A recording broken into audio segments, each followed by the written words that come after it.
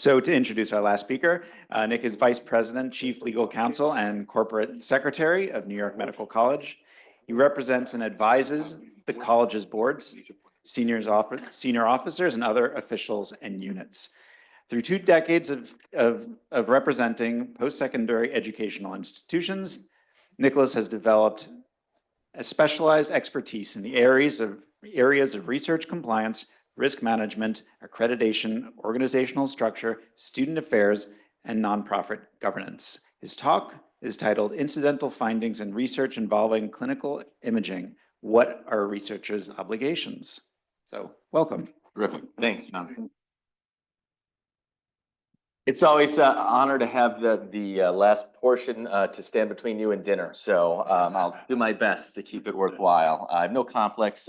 Very briefly, I'm an attorney. I'm the college's attorney. I work with many of you and will and be available. I'm not specifically your attorney. And while this is advice of an attorney, it's not legal advice. So take that with it what you will, but we'll get on to the fun stuff. So incidental findings, and just for a baseline nomenclature, what is an incidental finding? But it's essentially a discovery in the context of research that's beyond the primary aims or expectations of research, and it has potential health importance for the subject.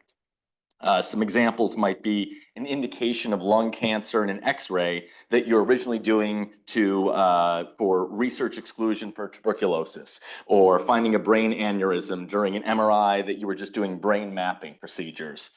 A key to this and orienting yourself is to the extent that you're dealing with de-identified data that can't be re-identified, don't worry about this. It may be an incidental finding, but if you can't find the person to deal with, there's nothing you can do and you can move on.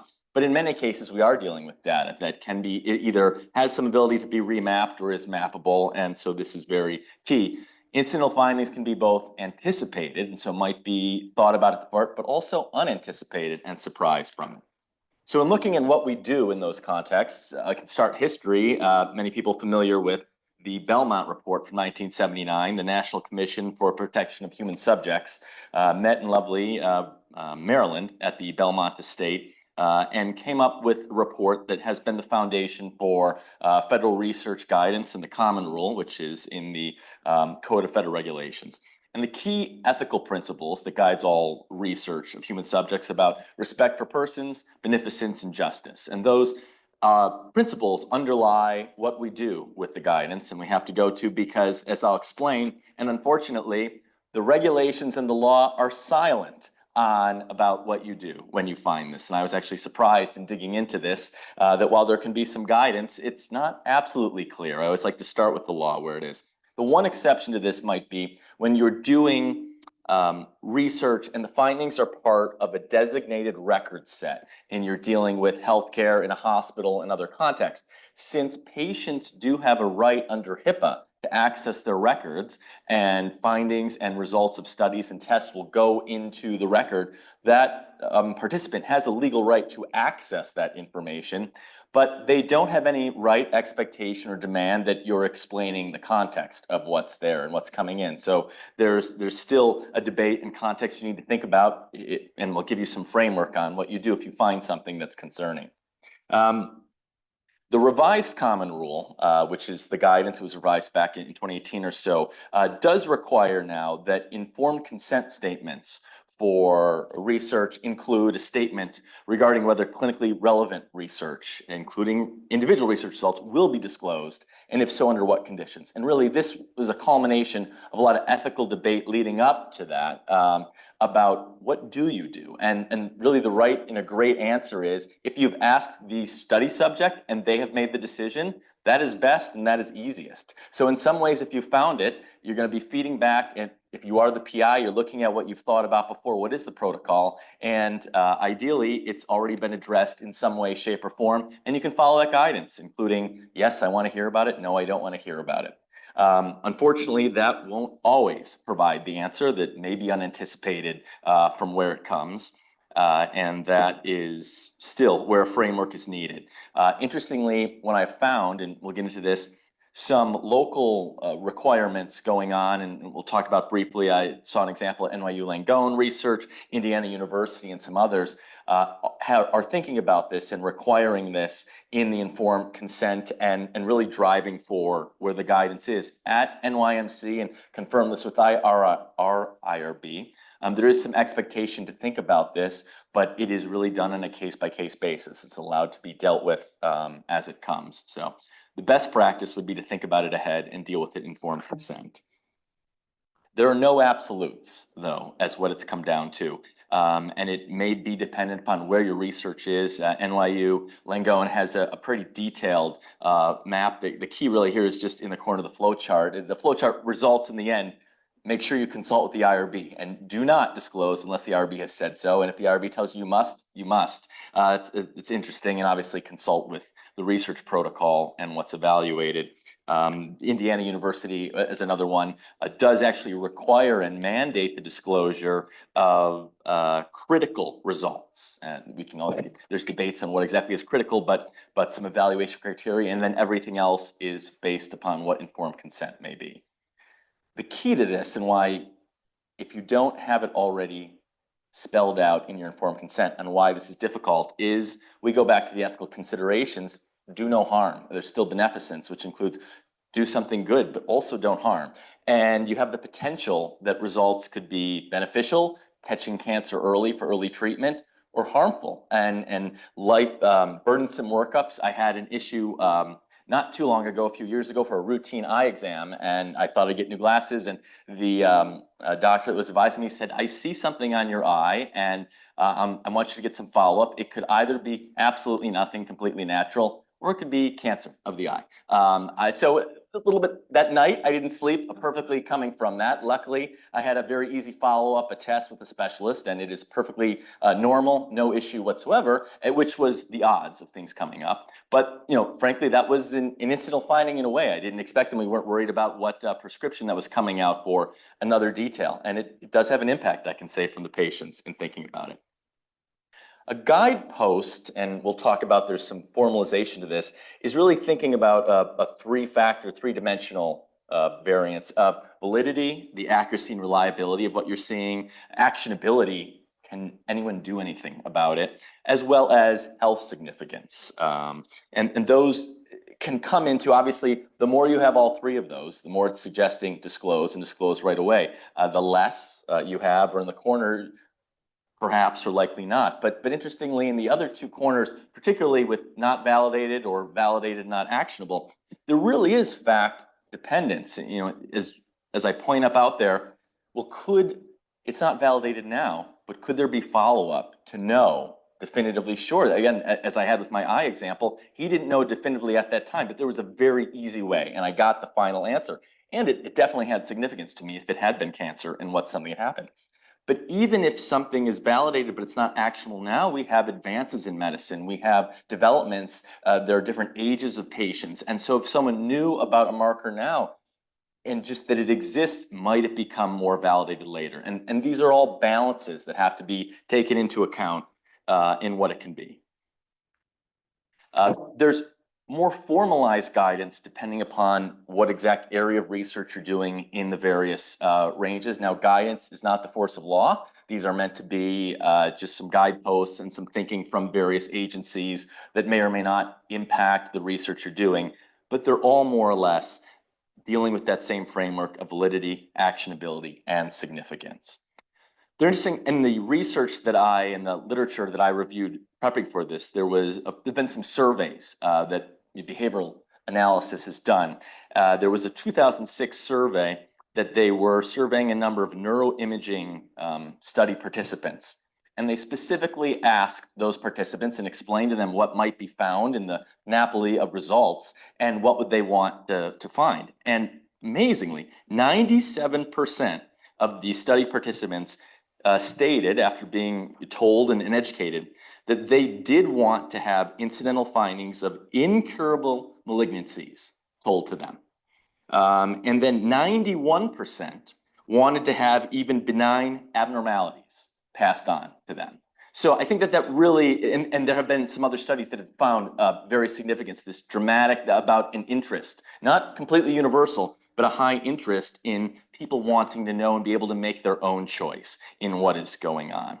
And even, the idea and going back to controlled participants controlling what the information is.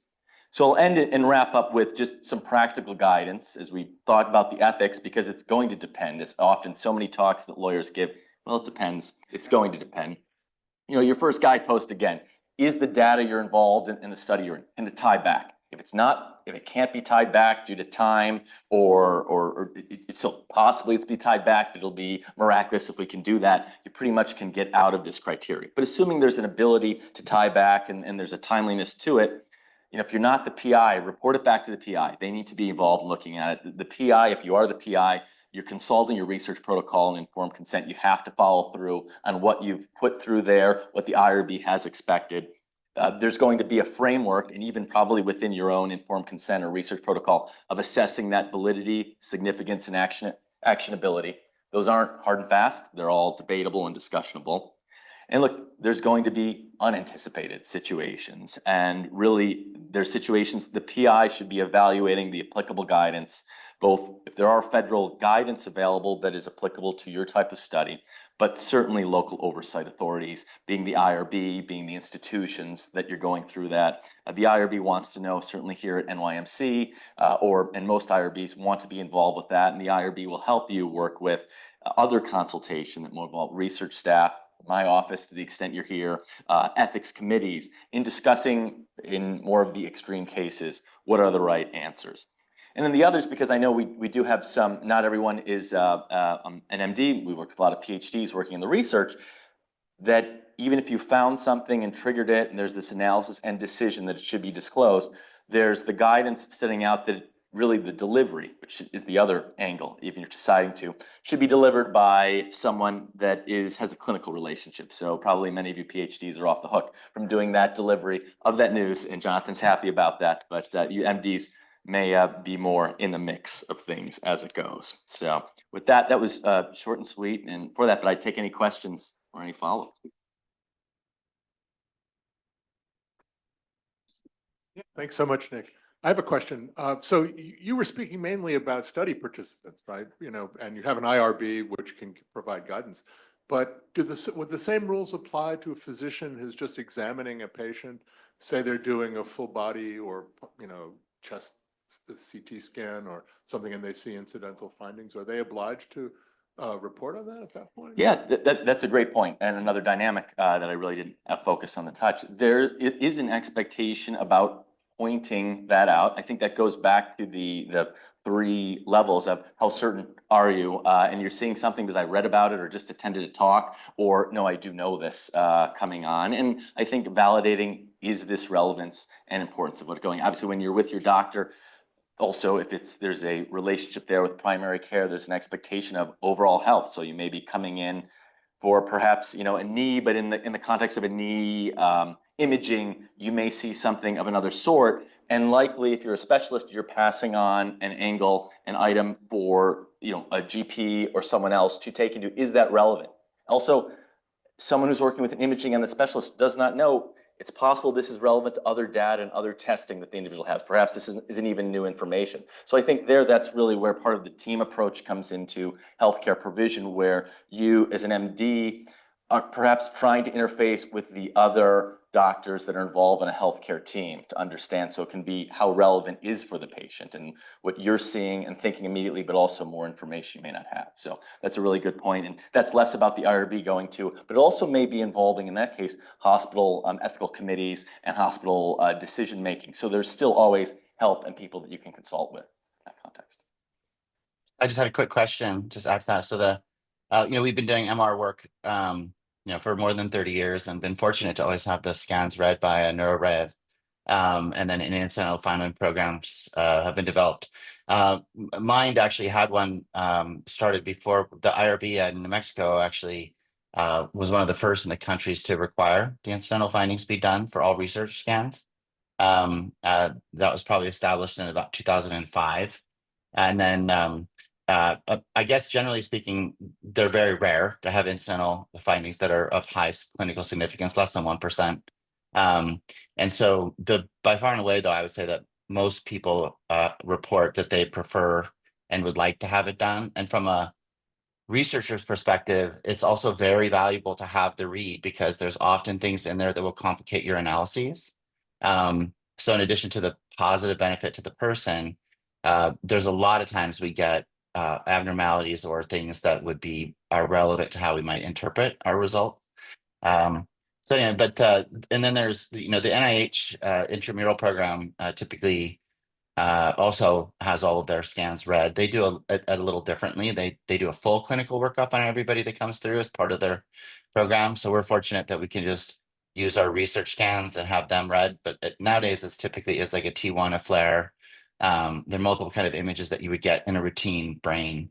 I can send you a neurology paper that was authored from our team here a few years ago that kind of summarized the program. And the Mind actually offers it there's probably more than a dozen universities that use our incidental findings review program. Great, thank you. Just from I'm a periodontist and oral surgeon, so just from a clinical standpoint, this becomes a huge issue for us, right? I could have a patient that over the course of a year of treatment, I could take 10 three-dimensional scans on them.